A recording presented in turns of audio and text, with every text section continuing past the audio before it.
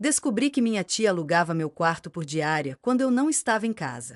Sabe aquele ditado de que a curiosidade matou o gato? Pois é, eu quase fui esse gato.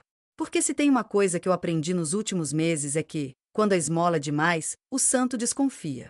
E minha tia estava generosa até demais. Tudo começou quando eu passei a notar umas coisinhas estranhas acontecendo lá em casa. Eu sempre fui muito apegada ao meu quarto, sabe? Decoração toda feita com carinho, minhas fotos, meus livros, minhas coisinhas de skincare e tudo organizadinho no canto. Só que de uns tempos pra cá, sempre que eu voltava de viagem, parecia que tinha um clima estranho no ar. Primeiro foi o cheiro. Sim, o cheiro. Eu deixava meu quarto sempre com aquele aroma de baunilha, tinha até difusor elétrico programado.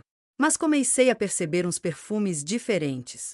Tinha dia que o quarto cheirava a cigarro, em outros parecia desinfetante demais, como se alguém tivesse feito uma faxina de emergência ali dentro. Além disso, minhas coisas estavam mexidas. Minhas almofadas nunca mais estavam no lugar certo. As roupas dentro do guarda-roupa pareciam amassadas, como se alguém tivesse aberto e fechado as portas umas 10 vezes seguidas. Teve um dia que encontrei até um papel de bombom dentro da gaveta das meias. E olha que eu nem gosto de doce. No começo, tentei me convencer de que eu estava exagerando. Pensei até que fosse minha cabeça pregando peça, ou que a faxineira tivesse sido descuidada. Só que a gota d'água foi quando eu cheguei de um bate-volta em outra cidade e encontrei um par de chinelos que não eram meus, largados do lado da cama. Aí não teve como ignorar. Fui tirar satisfação com a minha tia, que morava comigo desde que ficou desempregada. Ela tinha se mudado para minha casa com aquele papo de só por uns dias até eu me estabilizar, mas já fazia quase 1 ano e meio. E claro, nesses meses todos ela nunca contribuiu com nada além de pilhas e pilhas de roupas sujas. Quando perguntei dos chinelos, ela jurou de pés juntos que eram antigos, que provavelmente estavam esquecidos debaixo da cama fazia séculos. Mentira deslavada. Eu sabia exatamente tudo o que tinha naquele quarto. E aquele chinelo definitivamente nunca tinha sido meu. O problema é que minha tia é mestra na arte de enrolar. Ela começou a fazer aquele drama básico, botou a mão no peito, disse que estava sendo injustiçada, que eu estava ficando paranoica, que ela jamais deixaria alguém estranho entrar no meu espaço. E para completar o teatro, ainda chorou. Só que meu sexto sentido já estava gritando dentro de mim. Era como se uma sirene de alerta estivesse tocando o tempo todo na minha cabeça. Mas beleza, naquela noite, deixei passar. Fingi que acreditei. Só que, a partir daquele dia, comecei a planejar como ia descobrir o que realmente estava acontecendo dentro do meu próprio quarto quando eu não estava em casa. E olha, eu só não imaginava o tamanho do golpe que ela estava me aplicando pelas minhas costas. Depois daquele episódio do chinelo misterioso, minha cabeça não sossegou mais. Eu comecei a reparar em cada detalhe. Revi fotos antigas para ter certeza de que aquele chinelo nunca tinha feito parte da decoração do meu quarto. Fiquei observando os horários da minha tia, e até comecei a marcar no celular os dias em que eu viajava para poder comparar com os momentos em que eu encontrava coisas fora do lugar. Só que a gota final que me fez criar coragem para virar a Sherlock Holmes da minha própria casa foi um domingo à tarde. Eu tinha dito para minha tia que ia passar o final de semana na casa de uma amiga. Mas, por um acaso do destino, minha amiga precisou cancelar de última hora. Voltei para casa de surpresa e, adivinha? O portão da garagem estava aberto. Até aí, beleza. Só que quando entrei, dei de cara com um casal completamente estranho saindo do meu quarto. Eles ficaram tão sem graça que mal conseguiram me encarar. O cara, todo suado, com uma mochila nas costas, e a mulher com cara de quem tinha acabado de acordar. Eles passaram por mim, murmuraram desculpa, a gente já estava de saída e foram embora rapidinho. Eu fiquei paralisada. Era como se o tempo tivesse parado por uns segundos. A única coisa que consegui fazer foi correr para o meu quarto, abrir a porta e constatar o caos. Lençol amassado, toalha molhada pendurada na minha cadeira de estudos, e para completar o cenário de horror, um copo de plástico com resto de refrigerante em cima da minha escrivaninha. Minha tia? Sumida. Liguei para ela na hora, tremendo de raiva. Ela atendeu toda fingida, com uma voz sonolenta. Oi, tá tudo bem? Você não ia dormir fora? Eu fui direto ao ponto. Quem eram aquelas pessoas no meu quarto? E ela, sem um pingo de vergonha na cara, soltou a resposta mais cara de pau que eu já ouvi na vida. Ah, eles são amigos meus. Vieram só deixar umas coisas aí rapidinho. Eu deixei eles usarem o quarto para descansar um pouco, mas não mexeram em nada seu. Fica tranquila. Como assim deixar desconhecidos descansarem no meu quarto? Eu já estava bufando de ódio. Mas ela, com aquele jeito dramático de sempre, começou a falar que eu estava exagerando, que eu vivia estressada à toa, que o mundo não girava só em torno das minhas coisas. Só que eu já tinha decidido, ia descobrir a verdade custasse o que custasse. Passei aquela noite inteira arquitetando um plano. No dia seguinte, fui na primeira loja de eletrônicos que encontrei e comprei uma câmera espiã daquelas pequenininhas, que dá para esconder em qualquer canto. O vendedor até perguntou se era para pegar namorado traindo, e eu só dei um sorriso amarelo. Se ele soubesse. Instalei a câmera estrategicamente dentro de um ursinho de pelúcia que ficava na minha prateleira, bem de frente para a porta e com ângulo perfeito para pegar quem entrasse no quarto. Programei para começar a gravar sempre que detectasse movimento. E na primeira oportunidade que tive, inventei uma viagem de última hora só para testar. Deixei tudo armado e fui passar o final de semana na casa de uma prima. Mas confesso que passei os 2 dias roendo as unhas de ansiedade, mal conseguindo pensar em outra coisa. Eu só queria voltar logo e ver o que aquela câmera tinha registrado. E quando eu finalmente voltei, meu Deus, o que eu encontrei nos vídeos foi simplesmente o início do verdadeiro show de horrores. Minha tia estava muito mais envolvida nessa história do que eu imaginava. No momento em que coloquei o cartão de memória no notebook e comecei a assistir os vídeos da câmera escondida, eu senti como se estivesse prestes a abrir a porta do inferno. E olha, foi exatamente isso que aconteceu. As primeiras horas de gravação foram tranquilas, o quarto vazio, aquele silêncio típico de quando eu não estava em casa. Mas bastou dar meio-dia do primeiro dia que eu tinha viajado para o circo começar a pegar fogo. Primeiro apareceu minha tia, toda maquiada e com uma roupa que eu nunca tinha visto antes, tipo aquelas vendedoras de eventos. Ela entrou no meu quarto com um rolo de papel toalha na mão. Começou a passar pano nos móveis como se fosse a pessoa mais cuidadosa do mundo e ainda abriu as janelas para circular o ar. Até aí, eu pensei que talvez ela estivesse se redimindo, né? Limpando meu quarto para compensar a bagunça da última vez. Mas foi quando ela tirou o celular do bolso e começou a fazer um tour completo pelo ambiente que eu entendi o tamanho da encrenca. Sim, minha digníssima tia gravou um vídeo no estilo corretora de imóveis, mostrando cada canto do meu quarto. Fez close na cama, nos quadros da parede, abriu o guarda-roupa, filmou a escrivaninha e ainda soltou pérolas como ambiente bem arejado, com decoração jovial e vibes bem instagramáveis, perfeito para passar um fim de semana confortável. Eu pausei o vídeo, respirei fundo e recomecei.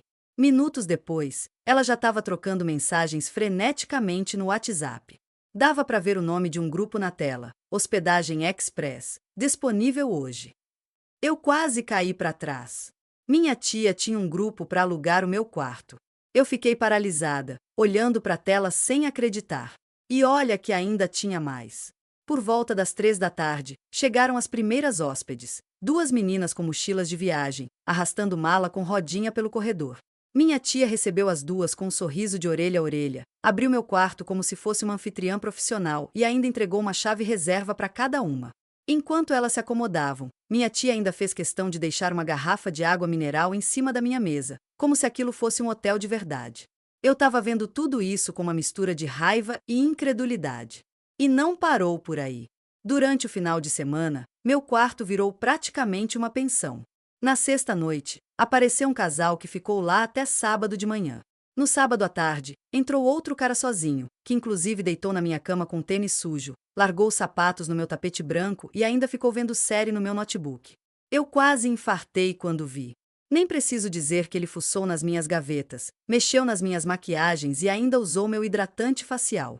E a minha tia? Só faltou colocar uma plaquinha de "Seja bem-vindo" na porta. Quando chegou o domingo à noite, minha tia entrou no quarto para dar uma arrumada geral. Pegou os lençóis, trocou a fronha, limpou os vestígios dos hóspedes e, antes de sair, ainda deu aquela última conferida no espelho, toda orgulhosa de si mesma. Como se estivesse fechando o expediente do dia. Eu terminei de assistir aqueles vídeos com o sangue fervendo. Eu nem sabia por onde começar. Porque uma coisa era suspeitar, outra completamente diferente era ter provas em vídeo de que minha tia estava lucrando nas minhas costas, usando meu espaço como se fosse uma pousada clandestina. E o pior de tudo, era óbvio que aquilo já vinha acontecendo há muito mais tempo do que eu imaginava. Naquele momento, eu só conseguia pensar em como ia confrontar ela sem partir para agressão física. Porque se tinha uma coisa que eu tinha certeza, é que aquela história estava longe de acabar.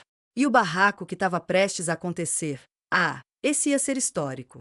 Depois de ver aquelas gravações, minha cabeça estava a mil. Eu precisava falar com minha tia, mas não de qualquer jeito. Queria fazer aquela pegada dramática, sabe? Queria deixar ela sem saída, bem no estilo peguei você no flagra. Então, esperei ela chegar em casa naquela noite para fazer o confronto. Quando ela entrou, estava com aquela cara de quem não sabia que ia ser fisgada. Comecei com um sorriso falso, um daqueles que já avisam que a conversa vai ser pesada. Tia, a gente precisa conversar sobre umas coisas do meu quarto. Ela piscou, tentando fingir que não tinha nada de errado, mas eu já estava com o vídeo pronto para jogar na cara dela. Falei devagar, para aumentar o suspense. Sabe aqueles dias que eu viajo? Pois é, você não só abre meu quarto, como aluga ele para outras pessoas, e ainda monta um hotel aí dentro. E então soltei o vídeo, com toda aquela sequência que eu tinha gravado. A tia como corretora de imóveis, as hóspedes entrando e saindo, até o cara sujando meu tapete branco com os tênis dele. Ela ficou tão branca que eu achei que ia desmaiar na hora. Tentou argumentar, dizer que era só um dinheiro extra, que não sabia que eu ia me importar tanto, e que a gente família tem que ajudar uma outra. Mas eu não queria ouvir mais desculpas. Eu estava chocada, magoada e acima de tudo irritadíssima. Como ela teve coragem de me fazer isso, do jeito que eu confiava nela? A conversa foi ficando mais tensa, e aí o show começou. Ela passou a negar até o que o vídeo mostrava, como se a tecnologia estivesse pregando peça na minha cara. Falou que eram amigos que só passaram rapidinho, que não alugava nada, que aquilo era tudo invenção da minha cabeça. Chegou a dizer que eu estava vendo fantasmas e que eu deveria ficar feliz porque meu quarto era confortável. Eu quase caí na gargalhada, mas segurei a onda. Porque a verdade é que aquilo era muito mais do que um quarto alugado, era uma invasão, um golpe familiar 2.0. E o pior é que minha tia ainda tentava fazer parecer que eu era a vilã da história. Depois de muita discussão, ela acabou confessando que o grupo de WhatsApp servia para anunciar o quarto para viajantes que precisavam de um lugar barato para ficar por dias ou horas, que ela recebia o dinheiro direto no Pix e que às vezes até ajudava com café da manhã improvisado.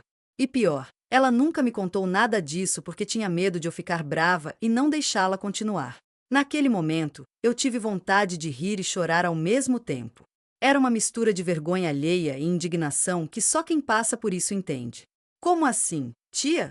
Alugar meu quarto às escondidas, sem nem perguntar? Sem ao menos avisar? Mas calma que o barraco ainda estava só começando. Porque agora, com a arma na mão, ou melhor, o vídeo na tela, eu tinha o poder de dar o troco. E a história vai ficar ainda melhor, você não perde por esperar.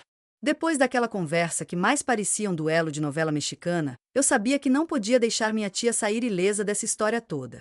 Afinal, quem manda transformar meu quarto em um Airbnb clandestino e ainda tentar me fazer de boba? Eu precisava bolar um plano que fosse tão épico quanto o golpe que ela tentou aplicar.